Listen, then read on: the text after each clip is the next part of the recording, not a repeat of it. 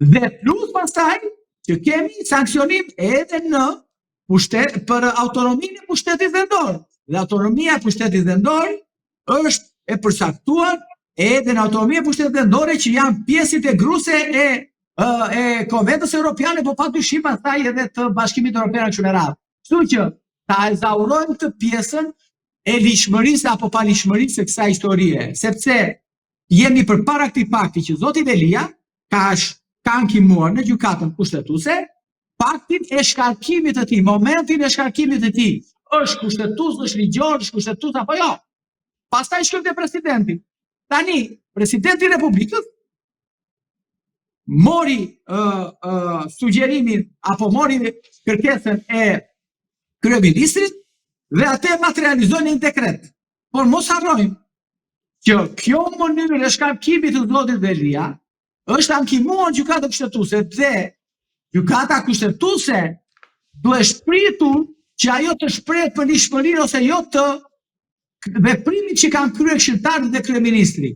Sepse na ndodh nesër që nëse gjykata kushtetuese në datën kur janë zgjedhjet, datën 9, apo në datën 10 apo 11 shprehet se shkarkimi i zotit Veliaj ishte antikushtetues. Çfarë do bëjmë ne këtu?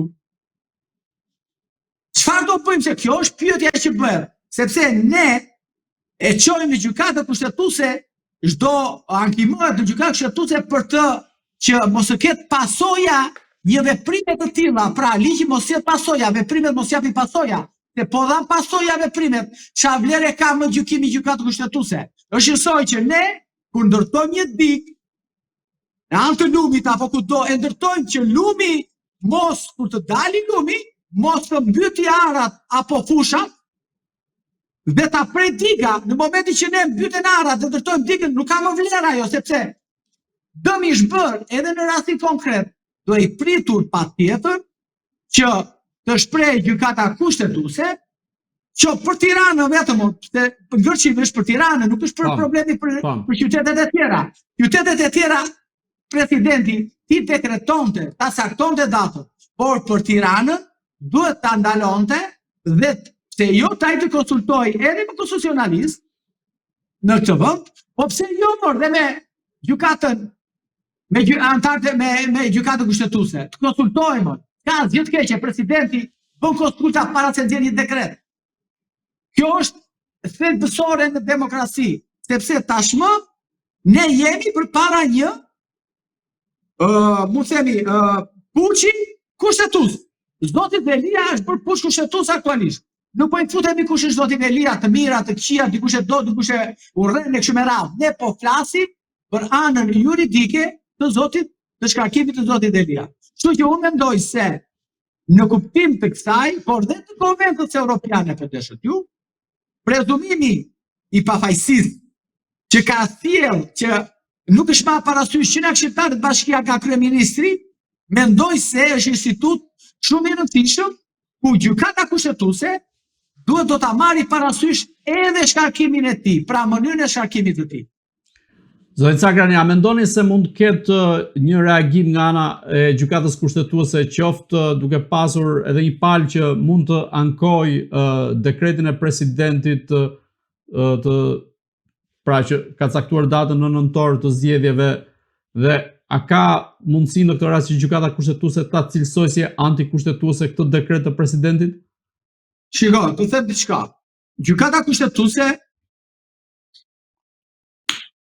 është një gjykatë e cila verifikon kushtetueshmërinë e veprimeve të parlamentit, të kryeministrit, të presidentit edhe kështu me radhë. Pra është garantja e kushtetutës, është roja i kushtetutës. Problemi është që gjykata kushtetuese jona ka në rasti konkret, mendoj duhet të kishte lënë çdo lloj pune, jo se ato të ankimet e tjera ose çështjet e tjera janë më pak të rëndësishme, absolutisht jo. Por ajo duhet të ishte marrë me këtë çështje, sepse duhet të jepte një përparësi këtij ankimi, pasi kjo cënon rënd demokracinë në Shqipëri, cënon rënd kushtetutën dhe ligji për pushtetin vendor. Dhe në këtë kuptim, duhet patjetër që gjykata kushtetuese të kishte dhënë prioritet ankesës së zotit Velia, që ne sot, unë dhe ju e kushdo me radhë, nuk mos të diskutoni më çështjen e kushtetueshmërisë apo jo të veprimeve të këshilltar bashkiak të kryeministrit dhe presidentit, por të merreshim të diskutonim një gjë tjetër. Kështu që gjykata kushtetuese duhet të kishte me shpejtësinë e saj, duhet të kishte vënë në prioritet ankimin e zotit Velia. Dhe kështu që do ishe ezauruar të gjithë kjo paqartësi që është krijuar, kjo tymnaje e madhe që është krijuar qoftë edhe nga vetë ne avokatët në për studio ashtu me radhë, sepse çdo avokatët janë të ndarë edhe jo vetëm për arsye profesionale, por edhe për arsye politike. Dhe më vjen shumë keq që them këtë, por në raste të tilla nuk duhet të menduar fare për kë voton ti. Në raste të tilla ne duhet të shikojmë vetëm kushtetueshmërinë ose jo të veprimeve. Dhe në rasti konkret, gjykata kushtetuese duhet të kishte vepruar me shpejtësi. Kjo është padyshim një detyrë e gjykatës kushtetuese. Zoti Cakrani, si mendoni, çfarë do të ndodh tani me pjesën e procesit? Do të shkojmë drejt zgjedhjeve të 9 nëntorit apo do të ketë një ngërç në këtë rast mes presidentit dhe gjykatës kushtetuese, apo edhe gjykata kushtetuese në këtë rast do t'i bindet Edi Ramës ashtu si vetë presidenti? Shiko,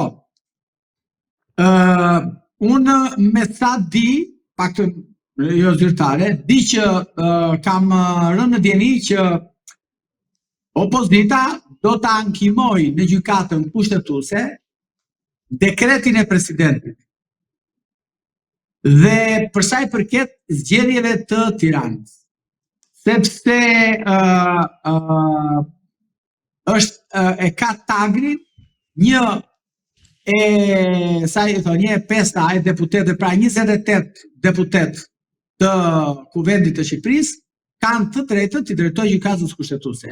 Dhe nëse deputetët e opozitës, pra opozita, do ta ankimoj në gjykatën kushtetuese, do të parë pasaj nëse gjykata kushtetuese mund të marrë një vendim për pezullimin e veprimeve e zgjedhjeve në Tiranë ose jo deri në shqyrtimin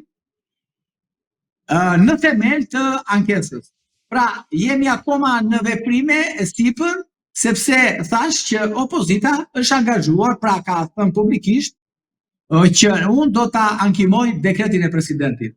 Kështu që nuk e di se si mund të rrjedhin gjërat, sepse këtu në këtë vend ne ndonjëherë bëjmë llogarit me ligjin, sepse por harrojmë që këtu shkelet ligji, shkelet kushtetuta, shkelet konventa evropiane e kështu me radhë. Dhe na dalin dhe ne llogarit ndonjëherë gabim. Për shkak që thash edhe një tjetër të prepotencës, të arrogancës, të shumicës të kartonit që ka kartona të dorë kështu me radhë. Prandaj që nuk mundet të di çfarë mund të ndodhi nëse opozita do të ankimojnë në atë dekretin e presidentit, nëse do pezullohen për Tiranën apo jo. Kështu që kjo është një gjë që ne do t'ja lëmë, besoj javën që vjen do ketë një sqarim të gjithë kësaj situate.